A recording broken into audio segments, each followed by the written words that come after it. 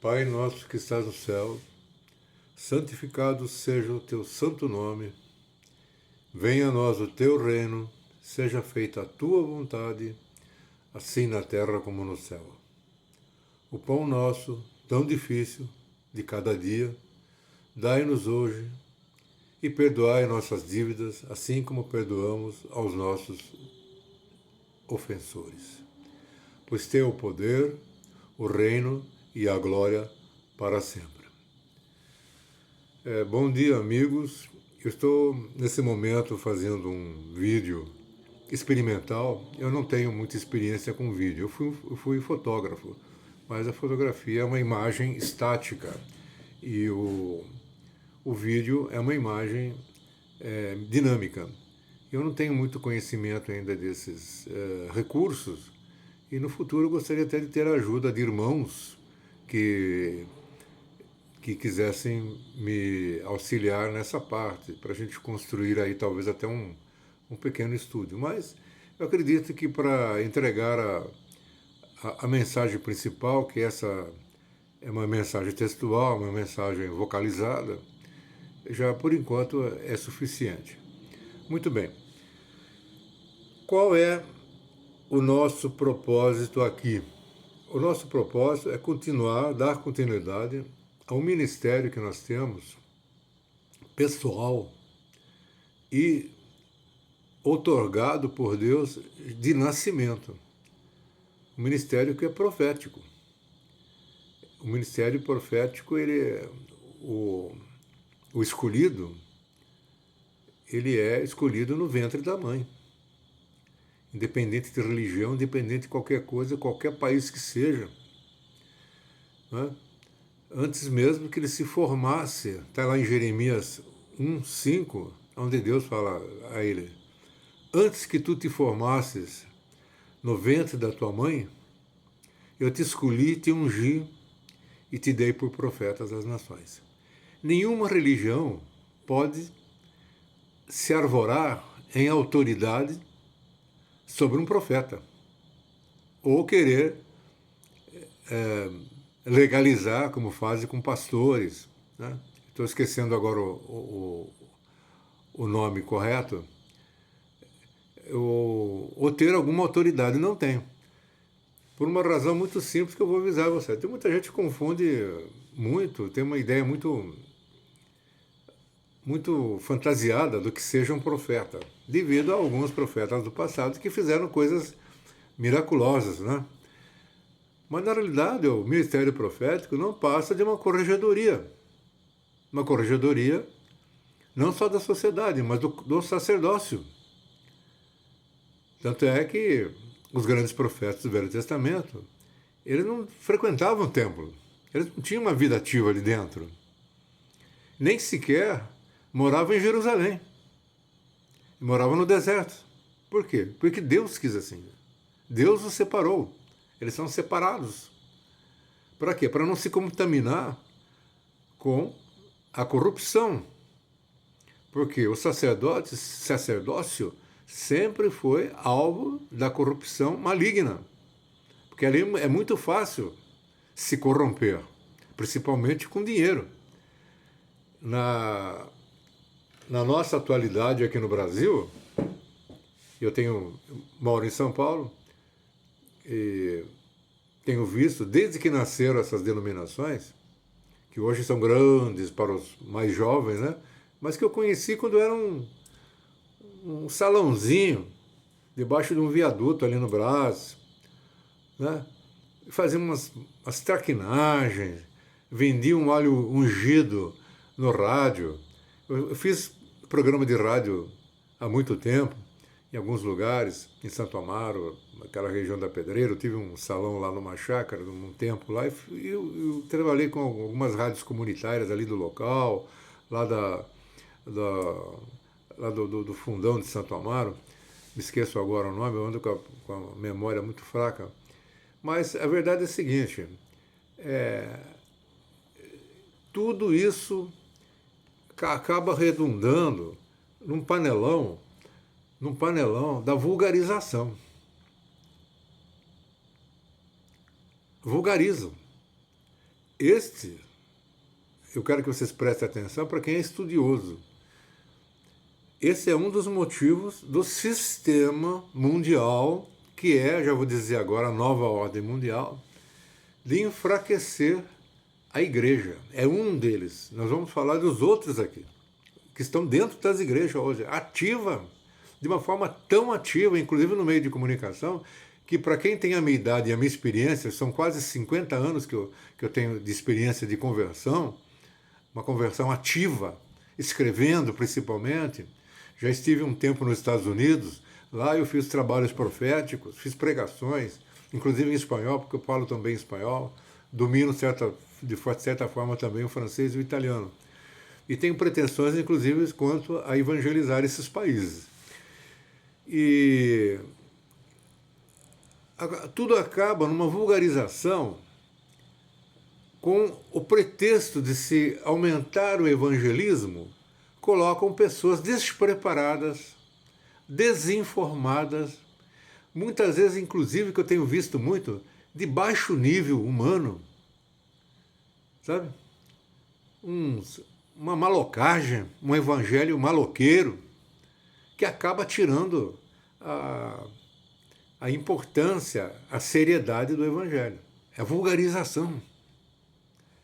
O evangelho ele é para ser pregado com toda a imposição sacerdotal sagrada que ele merece. Porque nós estamos falando, o evangelho, quando nós falamos dele, nós falamos do próprio Cristo. Porque ele é a palavra de Deus. Jesus é o verbo divino.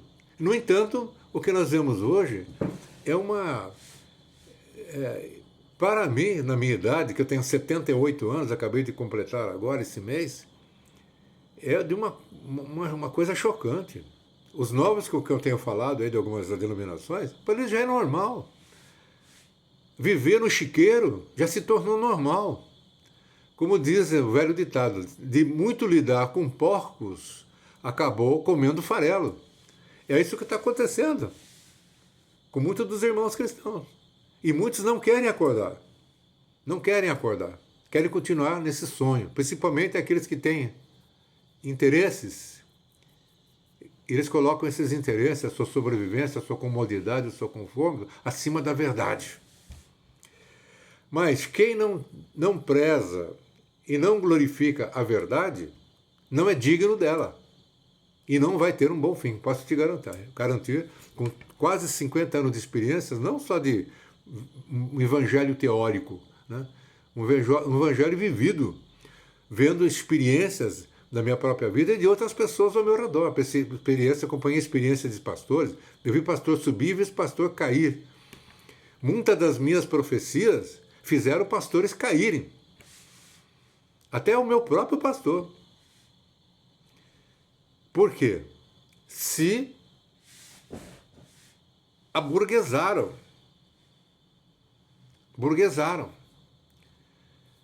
Eu tenho chamado a atenção de algumas pessoas, eu pergunto assim, escuta, você está na igreja qual? Ah, na igreja tal, muito bem. Como é que é seu pastor? Ah, ele é muito legal, um cara muito bom, muito sério, ótimo.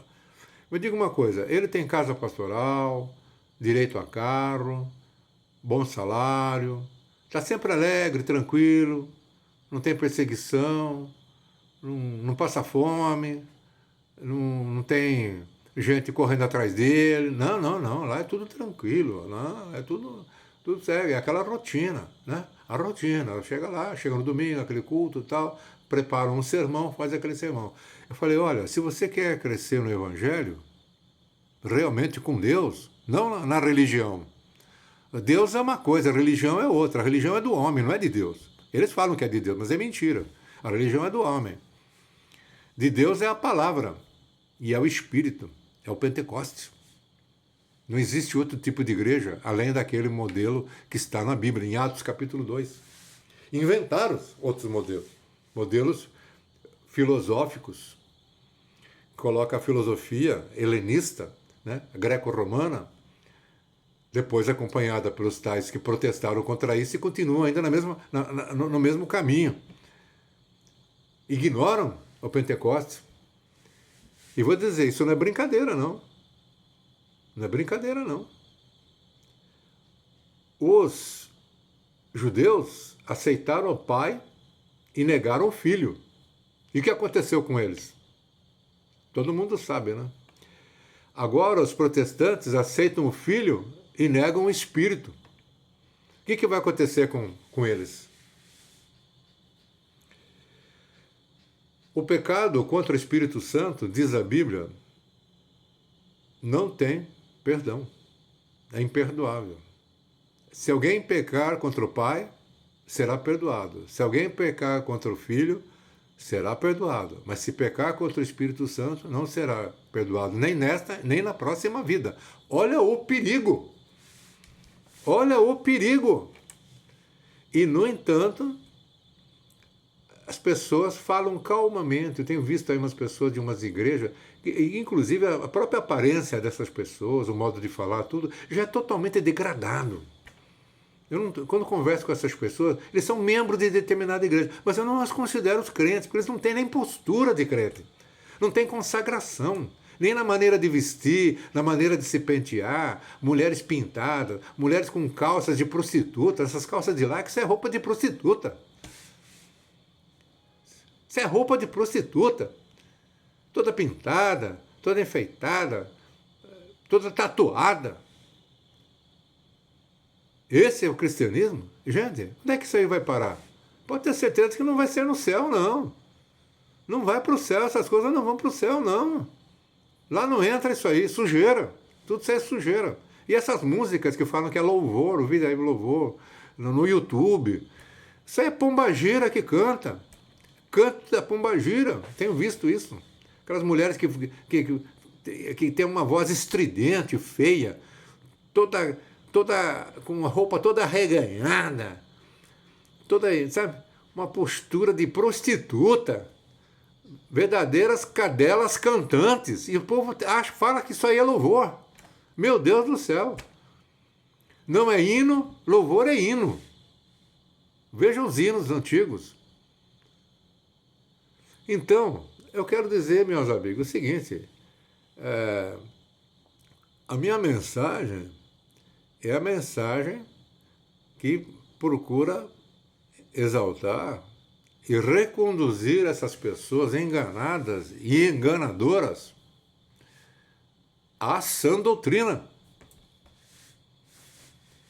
A sã doutrina exige uma postura cristã em todos os aspectos da vida cristã. Todos os aspectos. A maneira de falar, o vocabulário, a maneira de agir, a questão da chocarrice, fazer essas demonstrações de hilaridade, muita risada, muita gargalhada, todas essas coisas, o modo de vestir, não farás marca no teu corpo, está lá em Levítico, na lei de Deus, não fará marca no teu corpo. Não ajam com chocarrice, vocês são chocarrice. Todos esses tipos de vulgaridade, de um modo geral, estão fora do mandamento evangélico. O evangelho não pertence a protestante, nem pentecostal, nem a católicos, e nem muito menos a judeus. O evangelho é de Deus. Então, quem quer se unir a Deus, una-se à realidade e ao cumprimento do Evangelho e da Bíblia de modo geral. Não é para você se conformar à sua religiãozinha.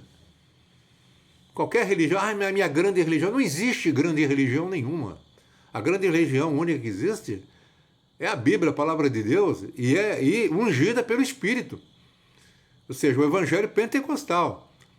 O único modelo de igreja manifestado na Bíblia, no Evangelho. Atos capítulo 2, se alguém tiver dúvida, leia lá. Não tem outro modelo. Alguns, dentro desse protestantismo totalmente degradado e prostituído, com a pior de todas as prostituições que existe, é a prostituição intelectual e a prostituição espiritual. Mentem, transgridem com o maior cinismo, a maior cara de pau, e uns ainda se dizem teólogos e doutores. Se ele não fala língua estranha, não tem o princípio do Pentecoste, ele tem que voltar para a escola dominical. Ele é doutor coisa nenhuma. Doutor coisa nenhuma. Doutor no quê? O que o apóstolo Paulo fala sobre isso? Ele era teólogo. Ele era um grande teólogo. Estudou aos pés de Gamaliel, que foi um grande teólogo da época. O que ele diz do conhecimento que ele tinha, que hoje é tão valorizado, né? E exigido até para pastores, que é outro erro completamente, um erro completo sobre a questão ministerial, pastoral. Um erro completo. E na oportunidade eu vou explicar isso aí para quem quiser. No entanto, estão ali, pecando todos os dias, descaradamente, contra a Bíblia, contra a palavra, contra o Espírito Santo. E muita gente se conformando a isso. Não se conforme à religião, meu irmão, não se contente com isso. Deus quer isso, Deus está permitindo tudo isso. Sabe por quê? Inclusive governantes vagabundos, né, como nós temos hoje. Por quê? Para provar a fidelidade daqueles que se dizem crentes. Ele está provando a sua fidelidade. Se você pegar um tostão na sua mão dessa gente, de colaboração com essa gente, você vai estar numa posição de Judas. Você já está vendendo Jesus Cristo, que é a verdade, porque você está contra a verdade. Você está colaborando com a mentira. Você é colaboracionista, tanto espiritual quanto político. E essa é uma outra questão que eu quero discutir muito aqui. Tem gente que fala assim, não se mistura política com religião, cultura não se mistura com... Mentira. Política, religião e cultura estão intimamente ligadas.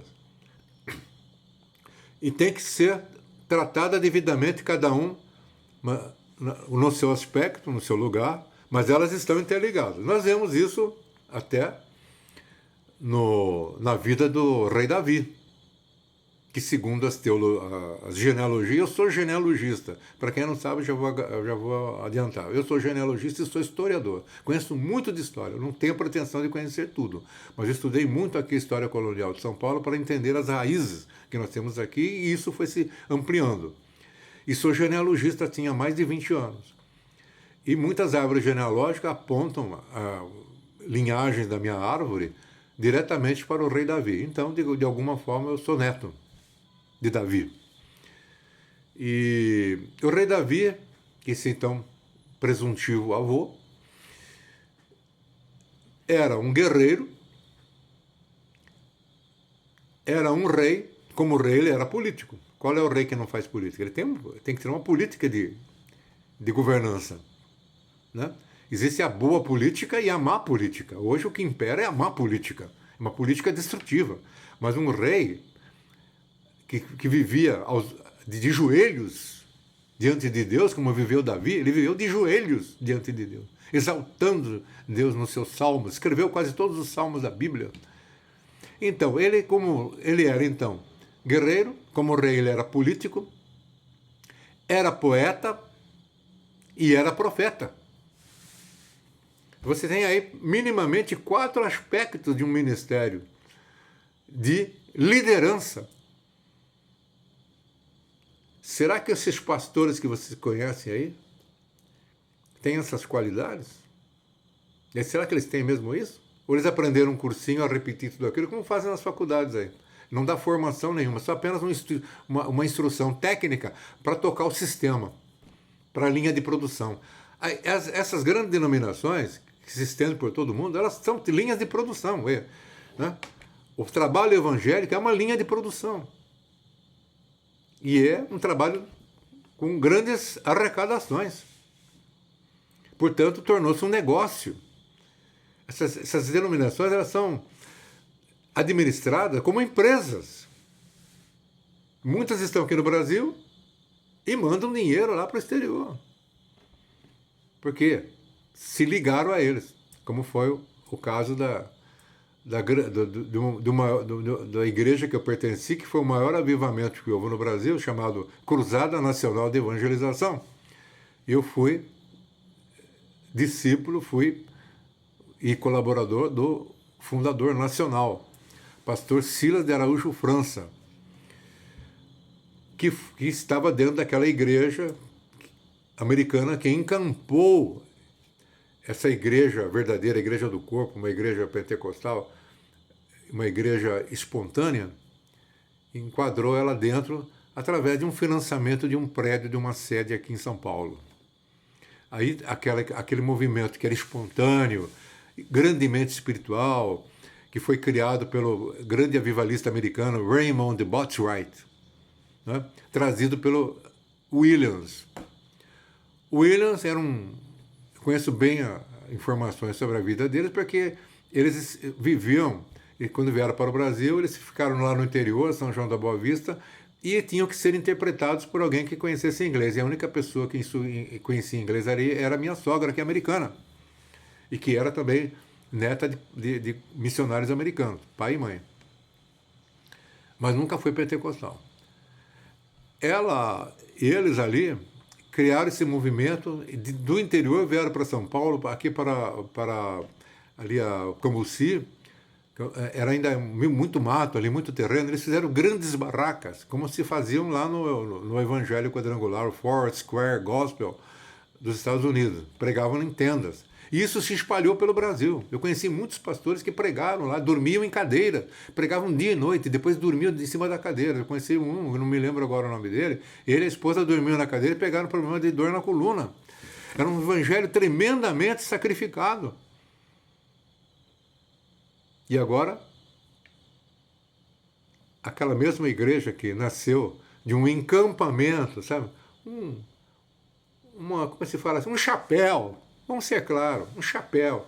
Usaram o dinheiro para comprar uma igreja que estava moralmente falida, porque ela era moralmente falida. A fundadora casou 3 vezes, só para falar o mínimo. Só para falar o mínimo. A fundadora lá do Evangelho Quadrado, lá dos Estados Unidos, casou 3 vezes, fora os quebra-galho nos intervalos, né? Moralmente falida.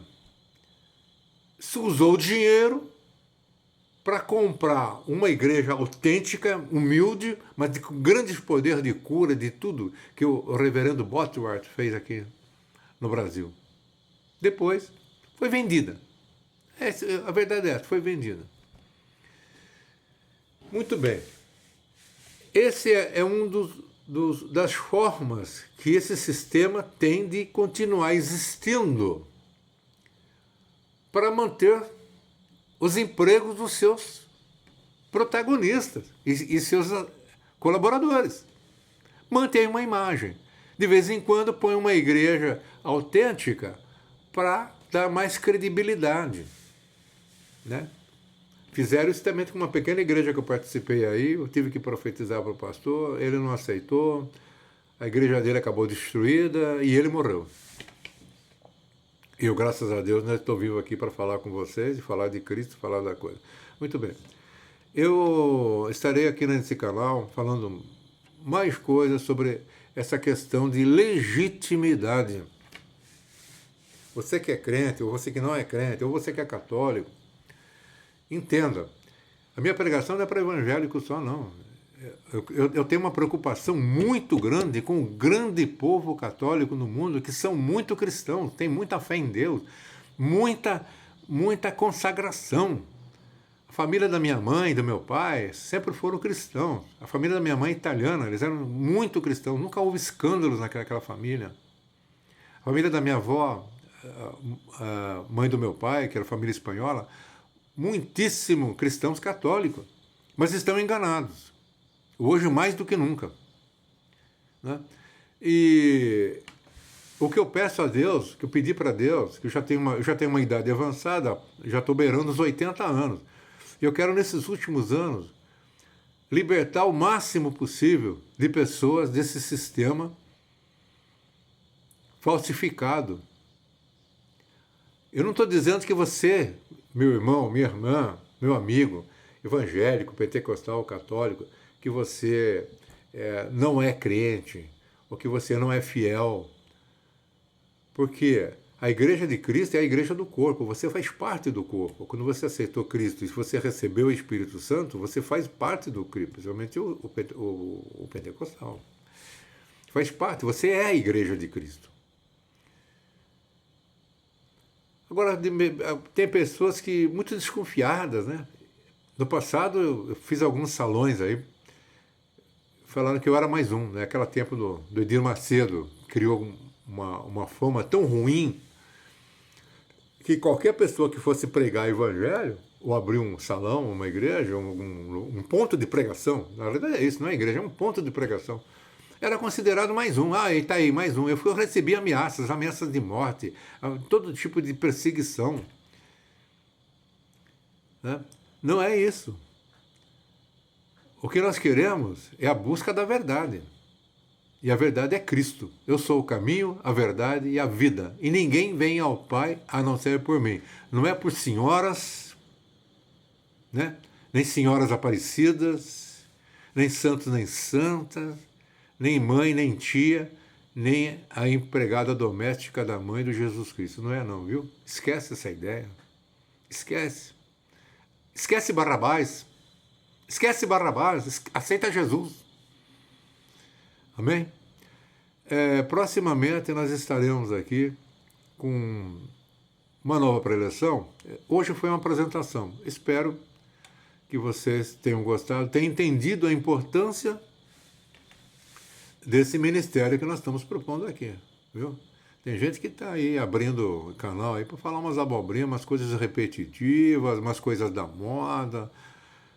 Não é esse não. Aqui não tem isso aqui não, viu? Essa vulgaridade. Esquece essa vulgaridade. Esquece esse Barrabás. Esquece essas músicas gospel. Isso é um monte de lixo. Isso é lixo. Procure os hinos. Toque hino na sua casa. Desligue a televisão. A televisão é um canal para o mundo despejar toda a sua imundícia dentro da sua casa. Contaminar seu filho, sua filha. A televisão hoje ela ensina sua filha a ser prostituta e o seu filho a ser homossexual. Ensina sua mulher a te trair. Quem ensinava isso? Sou eu? Não sou só eu, não. O missionário Davi Miranda, que fundou a Igreja do Deus é Amor. Eu achava na época até que ele estava exagerando, porque eu ainda estava assim, naquela frequência de igreja mundanizada, né? Que é aquela igreja lá que eu estava frequentando, que eu mencionei aqui, é uma igreja mundana, como todas as americanas, são mundanas. Mulherada anda de calça comprida, e tem esses namoros escandalosos, quem casou mínimo ali casou 3 vezes. Ainda, mesmo aquelas que se dizem pentecostais, que era o caso de uma delas que eu acabei de mencionar aqui, não quero repetir, mas aceitava tranquilamente a heresias do Calvino, o calvinista. Teve até um amigo meu que foi pastor, que foi meu colega de trabalho, numa empresa, grande empresa, do ramo fotográfico. Eu fui também fotógrafo durante quase toda a vida. Fotógrafo de todo tipo, publicitário, jornalista, trabalhei em grandes revistas como a Manchete, Fatos e Fotos, trabalhei em revista do ramo, trabalhei em clubes como o Paineira do Morumbi, eu fui fotógrafo. E ele fundou aí uma igreja que teve uma grande repercussão, tem até hoje, tem muitas paróquias, e depois se divorciou da mulher, que ficou velha, e ela era linda quando era moça, eu conhecia ela. E não apenas era linda, ela era honesta, fiel e trabalhadora. Eu ajudava ele em tudo, no lugar de trabalho, num salãozinho de igreja que eles tinham, numa agenciazinha de publicidade que eles tinham, eu ajudava ele em tudo, e arrastando as crianças junto. Depois que ele ficou rico com essas igrejas, abandonou a mulher, pegou uma outra pastora da igreja dele, pastora, igreja séria não tem pastora não, viu? Não existe sacerdócio feminino na Bíblia, nem no Velho nem no Novo Testamento. Nem na sinagoga judaica que ainda se preza, e nem sequer lá no mundo muçulmano. Não existe isso. O que se existe já faz parte da globalização, já estão globalizados. Aliás, esse é o termo que eu esqueci de falar. Todas essas igrejas que nós estamos tratando aqui, né, são globalizadas. Não adianta você procurar algo puro, alguma pureza, que justifique a sua presença lá, num caldeirão contaminado. Será que dentro de um fosso, uma fossa, você vai tirar dali alguma coisa pura? O livro de Jó diz que não. Lá diz, quem do impuro tirará o puro? Não sai nada de puro ali, porque já está contaminado. Então você tem que lutar consigo mesmo, em primeiro lugar, para você vencer todos esses condicionamentos que você recebeu para ser o quê? Uma vaquinha de presépio. Ah, eu sou crente. Não, você não é bem crente, não. Você é uma vaquinha de presépio para eles. Por quê? Você obedece, faz, leva lá o dinheiro, para eles está tudo bem, eles continuam com suas casas, sua mordomia. Isso tudo, vou dizer que eu estou falando, não é só opiniões pessoais minhas, não. Eu tive pastores muito mais velhos do que eu, com muito mais conhecimentos, que já falavam isso há muito tempo, já são falecidos. Não sou eu, não tenho nenhuma, não tenho pretensão de ser original. Eu apenas sou mais velho, com mais experiência, só isso. E que, graças a Deus, com uma postura na qual Deus tem me mantido e tem provado. Tem aprovado, provado e aprovado. É isso. Então, lute consigo mesmo para uma transcendência. A pessoa não entende o que é transcendência, né?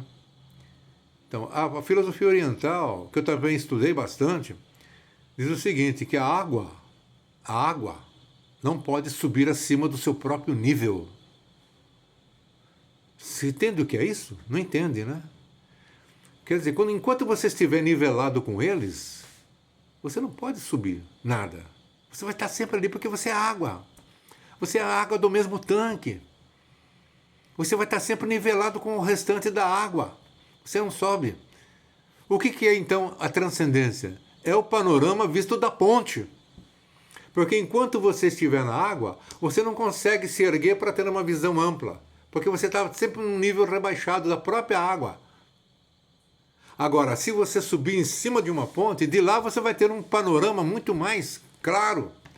E é esse panorama que eu tenho o intuito de ensinar e propagar aqui.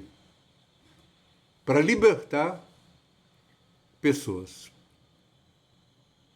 Amém? Eu peço a vocês, meu nome é Alain de Camargo, está aqui no... Peço a vocês as suas orações, porque eu tenho uma vida, inclusive material, muito difícil. Estou enfrentando tenho uma pequena aposentadoria, enfrentando falta de trabalho, porque eu venho trabalhando até hoje, né?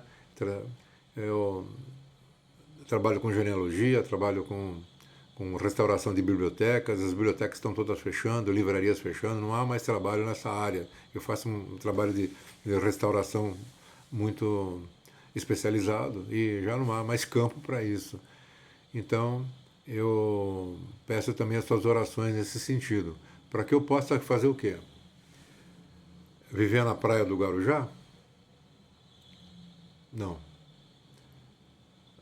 Eu morei na Flórida, do lado de uma praia, uma das melhores praias da Flórida, Boca Raton.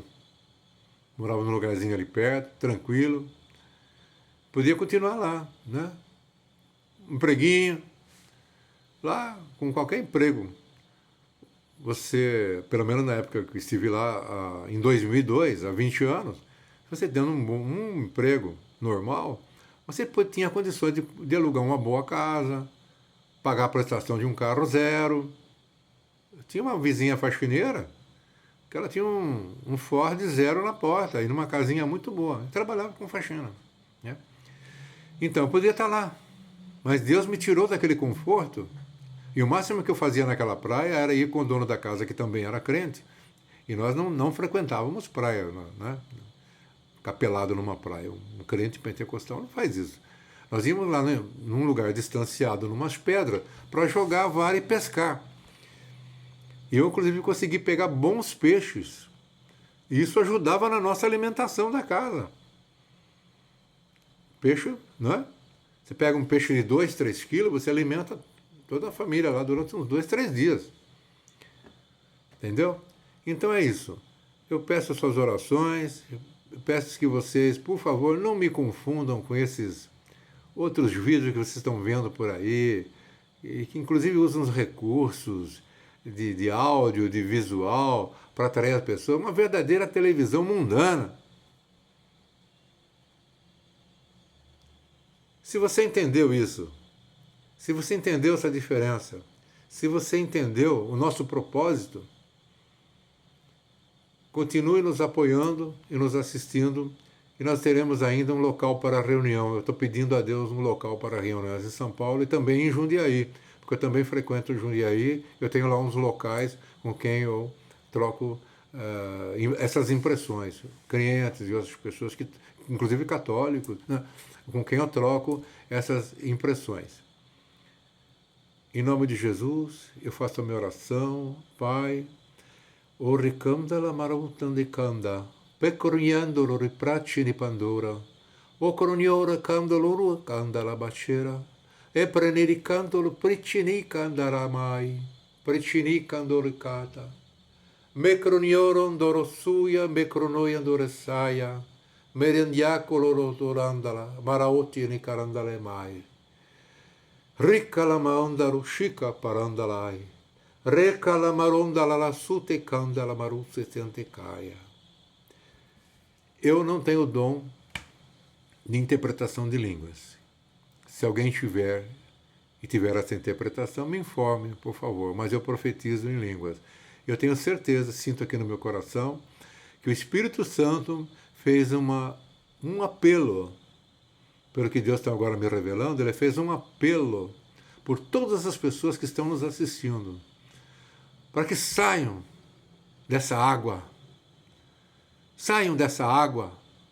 dessa baixeza, e alcancem lugares mais altos com Cristo. Em nome de Jesus, amém.